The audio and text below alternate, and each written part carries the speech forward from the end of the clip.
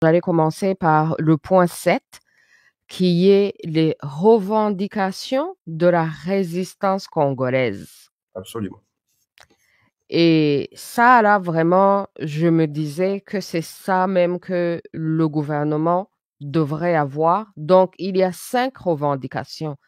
C'est ça même que le gouvernement devrait avoir avant même d'avoir un accord quelconque. Au fait, c'est comme si même vous aviez aidé votre gouvernement, là, afin qu'ils ne disent pas qu'ils ne savaient pas, qu'ils ne tombent pas dans les erreurs. Vraiment, vous êtes les gardiens là de la nation, du peuple, parce que vous êtes là à revendication de la résistance congolaise. Donc, on peut parler de 5 points, des 5 points, à commencer par le 1. Vous exigez le retrait immédiat, inconditionnel et vérifiable de toutes les troupes étrangères présentes illégalement sur le territoire congolais. Parlez-nous de ça justement.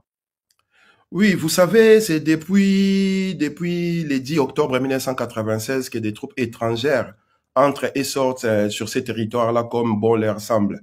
Ils viennent très souvent masqués derrière la couverture des entre guillemets rébellions, mais sauf qu'en réalité, ce sont des troupes étrangères, des forces, des puissances étrangères qui sont déployées justement pour contrôler des territoires stratégiques riches en minerais qui vont exploiter librement. Et multiples et divers rapports internationaux sont sortis pour identifier toutes ces troupes étrangères qui foulent les pieds du Congo et qui sont encore actuellement au Congo. En l'occurrence, le Rwanda Defense Force de Paul Kagame et UPDF de Museveni et les forces kenyanes de William Ruto et les forces burundaises qui y sont et aussi des troupes soudanaises, voire angolaises qui sont sur les territoires congolais. En plus, des troupes de la mission de l'Organisation des Nations Unies au Congo qui, depuis 2001, stationne sur ces territoires-là avec un budget 1,5 milliard par an. Vous pouvez imaginer les dépenses que le Congo a fait pour avoir ces semblants de protection. Mais malgré cela, malgré la présence des Nations Unies, des troupes des Nations Unies,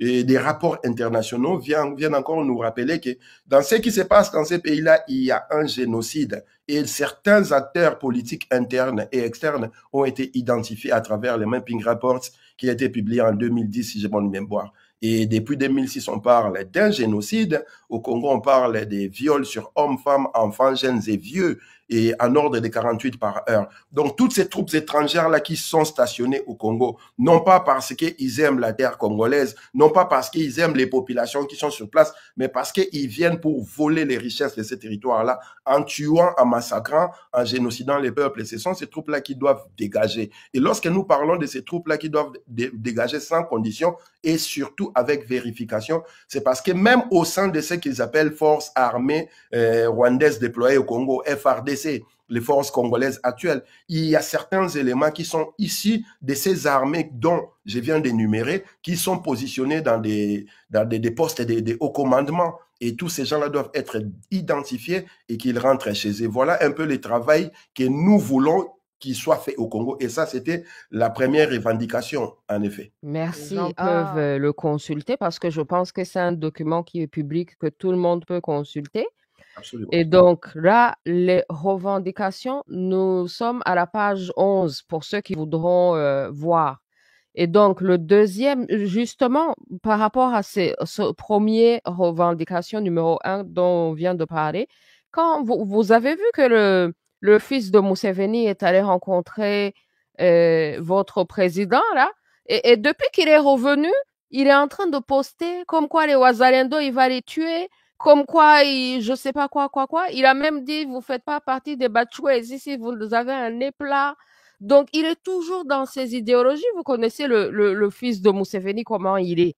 Donc, Mozi. est-ce que vous comprenez là comment et pourquoi? Est-ce que c'est encore une ruse de plus? C'est quoi? Quand vous exigez le retrait des troupes étrangères, sachant que l'Ouganda aussi fait partie des troupes étrangères, est-ce que Absolument. vous pensez que c'est de ça qu'il parlait quand votre président, quand il a rencontré le Muhoozi, là? En fait, c'est vraiment ça les vrais problèmes d'actuel pouvoir au Congo.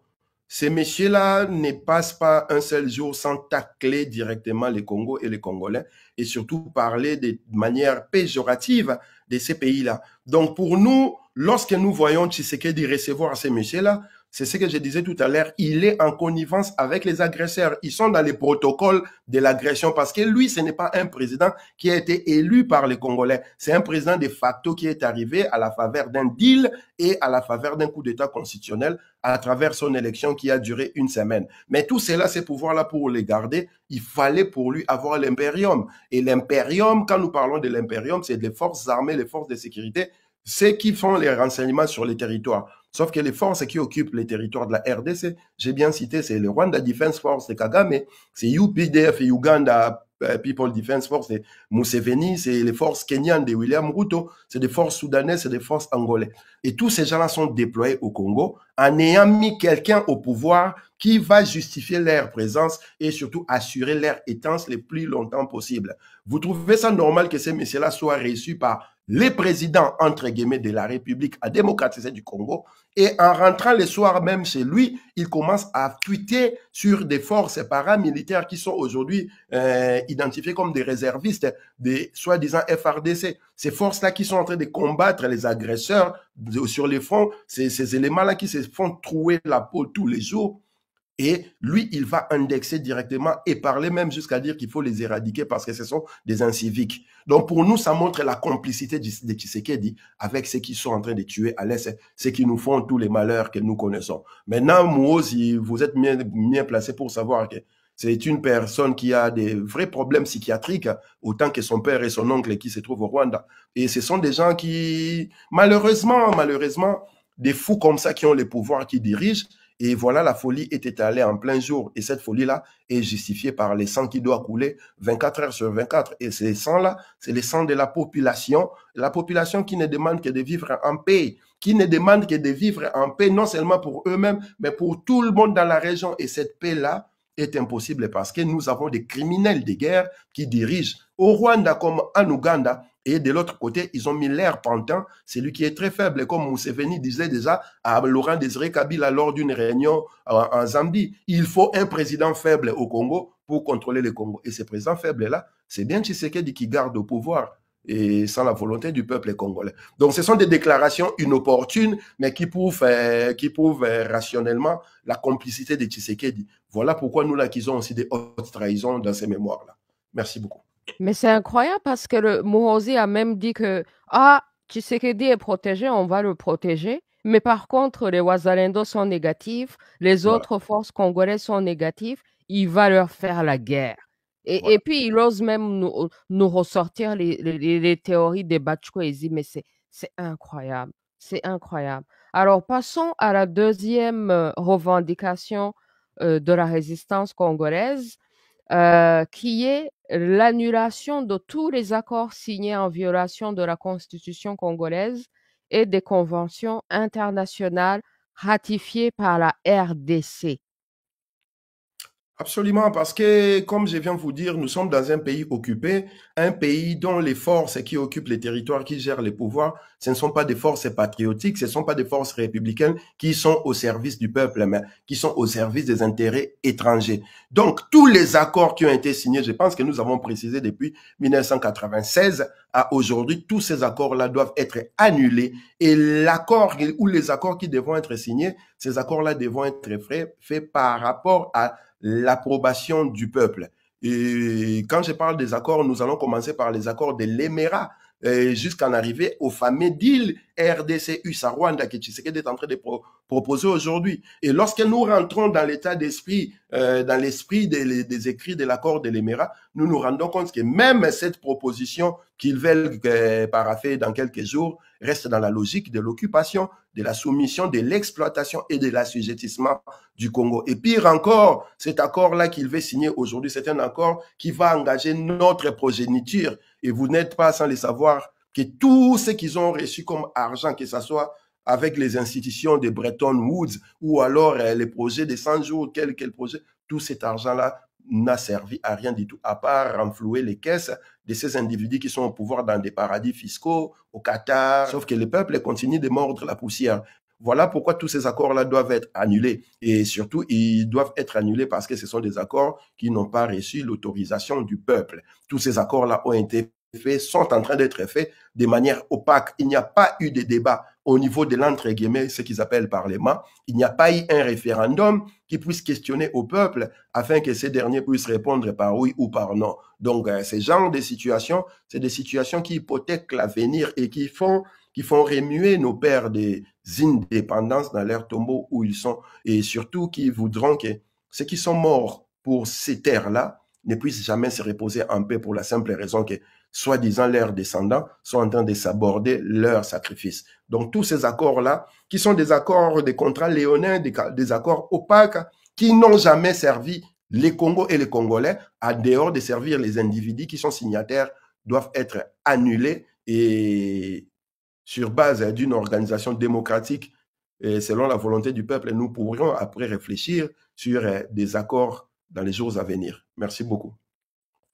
Vraiment, c'est intéressant de voir même Trump en train de faire des tweets comme quoi il est en train de faire un accord magnifique, super, entre le Congo et le Rwanda, alors que le Kagamistan avait même nié être au Congo, alors que les États-Unis, c'est eux-mêmes qui ont mis le Kagamistan au pouvoir, c'est eux qui ont assassiné Lumumba, et ces accords qu'ils signent, le Parlement, aucun Parlement n'a vu, au moins le Parlement congolais, parce que les Rwandais n'ont même pas de Parlement. C'est un Parlement vraiment de décoration, on appelle ça de la décoration. Et chez les Rwandais, on dit que les femmes, toutes ces femmes qui sont au Parlement, c'est la décoration.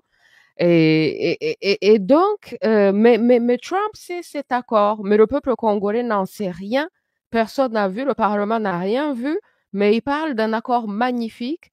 Et puis donc, les dirigeants non élus, hein, le Kagamistan n'a jamais été élu au Rwanda. Et vous aussi, du côté congolais, vous avez des contestations, même si Tshisekedi n'est pas venu au pouvoir par le feu et le sang, comme le Kagamistan, et la même chose, mais vous avez des contestations. Donc, c'est incroyable de voir et vraiment, je suis d'accord. Jusque-là, je suis d'accord avec vous sur les deux points qu'on vient de dire.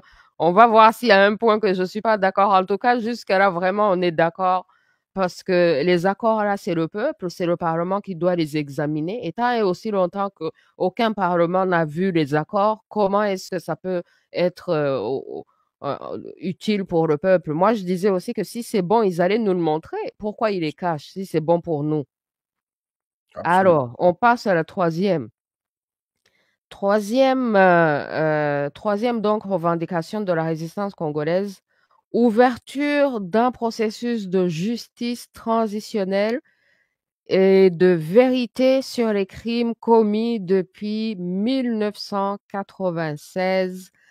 Alors, justement, dans ces accords, on n'entend jamais, jamais, jamais parler de la justice.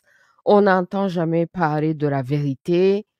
Euh, et donc, c'est encore une fois très bonne réclamation. Qu'est-ce que vous en pensez? Pourquoi vous avez tenu aussi à ce que ce troisième point soit dedans?